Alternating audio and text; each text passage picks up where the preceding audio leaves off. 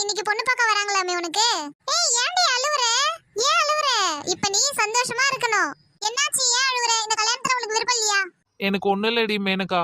இல்லடி, வாரம் பொண்ணு பார்க்க வராங்க. ஆனா ஒண்ணு கூட அமையவே இல்லை. அதை நினைச்சுதான் அழுதேன். ஏய் வாரமாவது உங்க அம்மா மாப்பிளைய கொண்டாந்து இறக்குறாங்க. ஆனா எனக்கு கல்யாணம் பண்ணுங்கன்ற ஆனா ஒருத்தங்கள கூட பார்க்க மாட்டாங்க எனக்கு. நீயே சொல்லு பாப்போம். என்னடி சின்ன பொண்ணு மாப்பிள்ளை வீட்டுக்காரங்க வராங்க, நீ இன்னும் கிளம்பாத நின்னு இருக்க? உங்க அம்மா வேணா கட்ட போகுது, சீக்கிரம் கிளம்பு.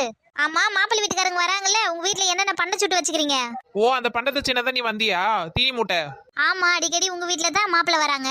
இதையே சாக்கு வச்சு வந்தா தானே எங்களுக்கு பண்டை கிடைக்கும், ஒரு டீ கிடைக்கும்.